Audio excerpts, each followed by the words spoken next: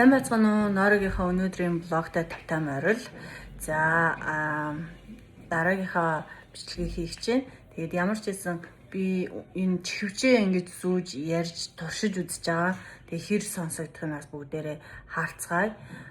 Ерөнхийдөө чихв надад мик байгаа л да. Гэтэ би нөгөө мик сайн ашиглаж сураагүй учраас микээр ингэ ярахаар илүү ингэж одоо цоригтаад байгаа юм шиг. Уул нь гайгүй мик. Тэгээд надад би YouTube хийж үзэж байгаагаа анх удаа болохоор тэгээд мигтэй ажил сураагүй байна.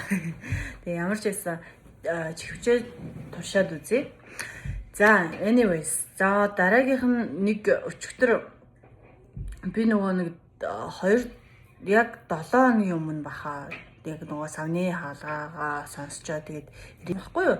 Тэгсэн чинь нэг хүн над руу холбогдоод одоо би тэр хүний нэр хүндэд нь халаад нэр мөрийг хэлээд явахд ихтэй надад айгүй муухай үг хэлсэн. Тэгээд айгүй тийм муухай эвгүй санагдахаар тэгээд хүмүүс ер нь бол айгүй хүмүүст ингэж бодохгүйгээр эсвэл өөрөө ингээд туулж үзээгүй бэжиж ямар нэгэн туршлага байхгүй жиж юм уу те мэдлэгтэй юм шиг царайлж ингэж хүмүүст ингэж хүнийг ингэж энерги нь унгаах гэж ч юм уу те мэдхгүй ямар зорилгод би л ойлгодгүй. За юу гэсэн гэхээр чи Монголдо ирж орооч ээ. Танаа Америкч нь юу штэ одоо эд эрхтний 8 бас хийдэг штэ. Чиний эрүүл савыг чинь худлаа яриад те аваад өөр хүнд өгч байгаа юм билүү чи яаж мэдж байгаа. Эсвэл чамааг унтуулчаад одоо хүчнэдчих юм билүү танай Америк тийм гаж юм айгүй их гардаг үстэй гэж байгаа байхгүй юу? Sorry. За тэгээд энэ хүн бол ерөөсөө сошиал медиада бүр ингээд байнгын юм хар мэдээ одоо гимт хэрэгтэй тийм юм сонсдог одоо янз бүрийн тийм одоо сөрөг юмнууд сонсдог хүн байна л да байнга шууд ингэ мэдгэж байгаас та нар ч гэсэндээ би болохоор ингээд хичнээн ингээд надад олон зүйл төрлийн юм ингээд тохиолж байгаа ч гэсэндээ би хизээж миний оюун тархинд би сөрөг бодол би бодож үзээгүй заяа. Та нарыг чүхгүй байх л да би тийм эерэг хүн байхгүй юу. Тэгээ намайг хүртэл эргэн тойрны гадаад найзууд маань манай ажлын хамт олон маань хүртэл мэддэг бүр гайхдаг чи яаж ийм эерэг байдیں۔ Энэ эерэг зан чанараа чи хаанаас ингэж одоо мотивейт хийж олж авдیں гэд надаас дандаа асуудаг заяа. Хүн заяа хүнээс чи заяа ямар нэгэн хүнээс сайхан үг сонсомоор байвал эхлээд өөрөө сайхан үг хэлдэг байх хэрэгтэй. Тэгжиж чи тэр сайхан үгээ буцааж аавна. Чи хүнд муухай үг хэлчихэд зүрүүлээд хүн муухай үг хэлэхээр өөдөөс нь уурлаад тэрнтэй хүлэн зөвшөөрөхгүй байгаа бол та өөрөө тэр хүн тэр үгийг л хэлсэн гэсэн үг байхгүй юу? Тэгэхээр би та нартаа юу гэж хэлэх гээд байна гэхээр сошиал медиа гэдэг зүйл одоо YouTube гэдэг зүйлэд орж хайж үзэж байгаа юм аа. Болгоомжтой үзэх хэрэгтэй. Энэ нь бидний далд ухамсарт хадгалагдчихдгийн шүү. Би танаас хэлдэг ш хүний тарих маш ухаантай гэж байнга би баг YouTube-ийнхаа бичлэг болгон дээр бидний тарих үнэхээр ухаантай гэдгийг хэлдэг. Бидний тарих өвдөлт өгсөн юмээ мартуулдаг. Дараа нь хизээ тэр нь гарч ирүүлдэг. Тийм байхгүй юу? Тийм механизмтай.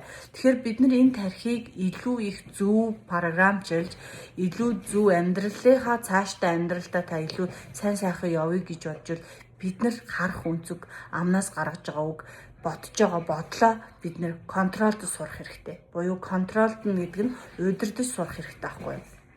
Тэгээ энэ хүний ингээд тухай бол Америк тийм биш ээ. Америкийн эмнэлэг, Америкийн хууль чинь маш чанга байхгүй юу? Би Монголоо маш их санаж байгаа. Би одоо манай аав ээжээр 75-та 76-та настай хүмүүс болж байгаа. Би аав ээжээ хараагүй бараг 7 жил болж байгаа заяа. Аагүй 2022 онд очсон тэрнээс бараг 4 жил болж байгаа. За. Тэгээд хэлснийхэн дараа би айгүй их бодсон байхгүй ингэж хэлснийхэн дараа. За энэ хүн нэг талаараа магадгүй маш их юм цөрөг юм үз тийм ээ. Нөгөө талаараа магадгүй энэ талаар мэдээлэл байгаа болохоор бас сануулаад хэлж магадгүй гэж бодсон ч гэсэндээ энэ бол худлаа ахгүй юу. Яг тэгэхээр Америкийн хууль нь чанга учраас энэ олон хүмүүсийг одоо удирдаад явж байгаа байхгүй юу? Та улаан гэрлээр гарах, та ямар нэгэн дүрм зөрчих үед шууд таны гэрийн хаягн дээр торгуулн хүрээд ирдэг байхгүй юу? Тэгээд ямар нэгэн байрны одоо хуулиараа л бүх хүмүүсийг ингэж даруусгадаг. Хүмүүс бүр ингэж сүү хийж мөнгө олдог. Одоо ямар нэгэн шалтгаан гаргаад одоо заргалдаж мөнгө авдаг. Бүр тийм учраас бүр өрөнд орохгүй тул бүгд хуулиа дагдаг байхгүй юу?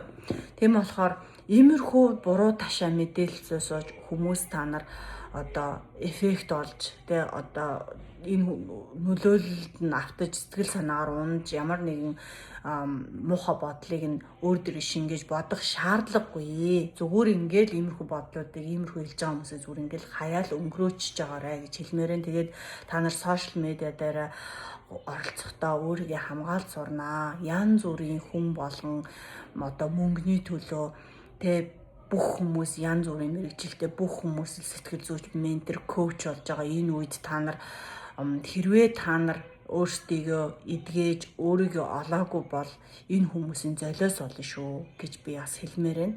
Тэгээд бүх хүмүүс л мөнгө яаж мөнгө орох вэ? Яаж тэр бомбон болох вэ? Яах вэ ийхүү гэж бүх хүмүүс боддог бодол нь угаасаа. Тийм болохоор энийг бид нар контрол одоо удирдах чадахгүй. Тийм болохоор бид нар юуг удирдах чадгаа өөрсдөө удирдах чадна. Өөрсдийнхээ энэ бодлыг удирдах чадна. Тэгэхээр жоох ухаантай байх хэрэгтэй. Ууж байгаа эмнийхээ одоо ямар гаж нөлөөтэйг энэ хүртэл та нар мэддэг, судалдаг байх ёстой. Тэ одоо амруугаа оруулж байгаа идэх юмныхаа энэ надад дараа нь надад ямар үр нөлөө үзүүлэхийг, явцдаа ямар нөлөө үзүүлэхийг гэдгийг хүртэл та нар мэддэг байх ёстой шүү. Мэдлэггүйгээс хүн алддаг. Мэдлэггүйгээсээ хүн хохирж үлддэг. Тийм учраас би өөрөө энийг хохирсон хүмүүсийн бас нэг тийм жишээ болохоор би та нарыг тэр байдалд оруулахын тулд ийм тохиолдол байд юм байна. Эмнэлэг ингэж хариу өгд юм байна. Хичнээн Америкийн том эмнэлэг ч гэсэндээ миний лимфатикийн систем бөглөрсөн байгааг олж уншиж чадахгүй л байсан байгаа байхгүй юу. Тэгэхэд Лос Анжелоос Монгол манад Ютад ирж аялж ирээл би очиж үзүүлэхэд миний лимфатик бөглөрсөн 3 өдөр надад барай хийж өгөөд миний бүх энерги сэрүүлээ лимфатикийн системийн маань одоо энэ зураг шиг ийм болцсон байсныг нь эдгэж өгсөн баг. Тэгэхээр шинжлэх ухаанд хит найдах хэрэггүй, эмнэлэгт хит найдах хэрэггүй, хүмүүсийн тэнийг бодолд хэрт автах хэрэггүй, өөртөөгөө л хамгаалах хэрэгтэй. Тэгээ бид нар энэ дэлхий дээр яах гэж ирсэн зорилгоо байнга санах хэрэгтэй л гэж хэлмээр байна да. Баярлалаа өнөөдрийнхөө бодлоготой хамт байсан та бүхэндээ аз жаргал, эрүүл энх, сайн сайхныг хүсье та бүхэндээ баяр таа.